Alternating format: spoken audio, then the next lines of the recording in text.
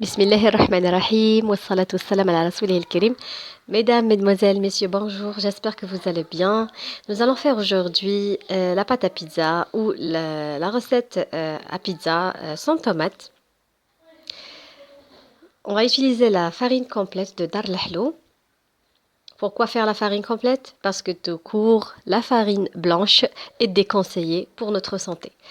Elle fait partie des ennemis numéro un qui esquintent notre côlon, notre microbiote et notre santé. La première farine, c'était une farine d'orge complète et cette farine est faite de blé.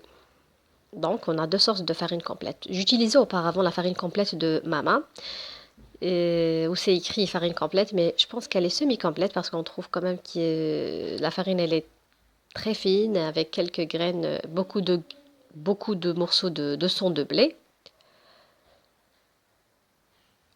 On va passer directement à la préparation. Donc, j'aurai besoin d'un œuf entier. Ça serait bien que ce soit l'œuf des poules élevées à la maison, un verre de lait caillé ou tout court de l'eau tiède, une cuillère à soupe de sucre marron. Là, j'ai utilisé le sucre des dattes, 75 g d'huile d'olive et je remue jusqu'à l'obtention d'un liquide mousseux. Sur ma gauche, j'ai la levure maison. Pourquoi la levure maison et pas la levure industrielle? Voilà, on l'a dit. La levure industrielle n'est pas reconnue dans notre système digestif et elle est néfaste pour notre santé comme chaque produit industriel. Mais par contre, la levure faite à la maison est très riche en prébiotiques. J'ai gardé un petit peu de levure dans le bocal pour l'élever. Donc là, on a beaucoup de prébiotiques, l'alimentation de notre microbiote. On ne met pas de sel ici. On passe directement à la préparation de notre sauce. Je vais utiliser un petit peu d'oignon, de l'ail et du thym. On est en hiver, c'est pas le moment d'acheter des tomates. Et puisque on reste toujours dans le contexte de la cuisine saine ou l'alimentation saine, on va utiliser des ustensiles en inox ou en bout. Là, j'ai des ustensiles en inox. Je coupe mes oignons en lamelles fines.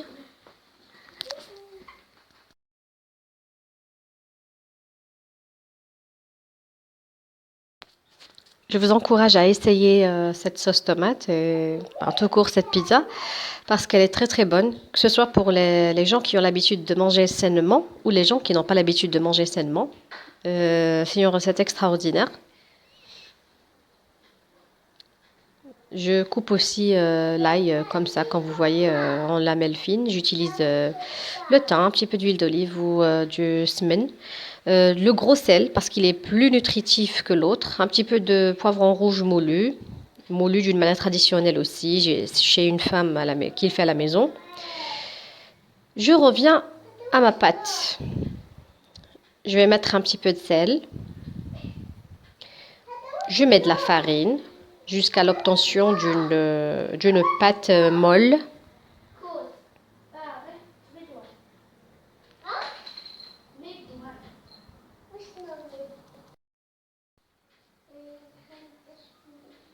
Comme vous voyez, on a une pâte molle qui n'est pas dure. Elle se façonne très bien, mais elle est toujours, elle est quand même molle.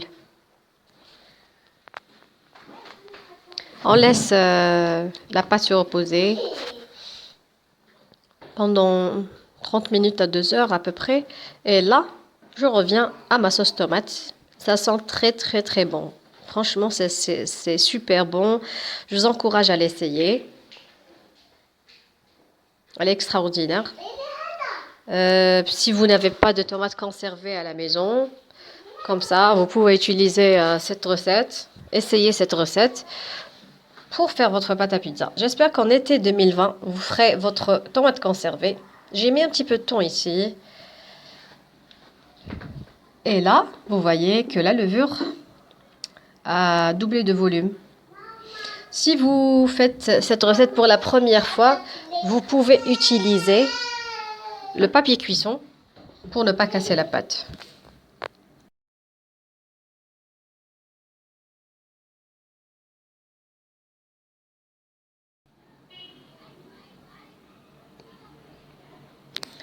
Là, on voit les petites pizzas de ma fille, Naïla.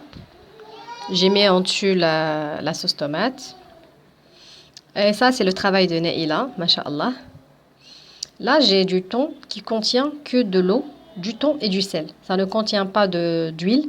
C'est déjà moins dangereux que l'autre thon conservé avec de l'huile soi-disant végétale. Là, je voulais vous montrer la texture de la pâte qui est très très molle, vous voyez. C'est magnifique. Essayez-la parce que c'est vraiment super. Voilà. C'était une simple vidéo de pizza faite avec de la farine complète, de la levure maison, une bonne sauce tomate à la maison. Voilà, comme ça, vous êtes sûr de ce que vous mangez.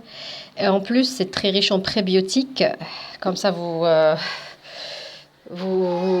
faites plaisir à vous et à vos enfants en enrichissant votre microbiote avec les prébiotiques. Merci d'avoir vu toute la vidéo et merci pour vous tous et toutes. Si vous êtes nouveau, je vous encourage à vous abonner et laissez-moi vos commentaires et on se verra dans d'autres vidéos, Inch'Allah. Assalamu alaikum wa rahmatullahi ta'ala wa barakatuh.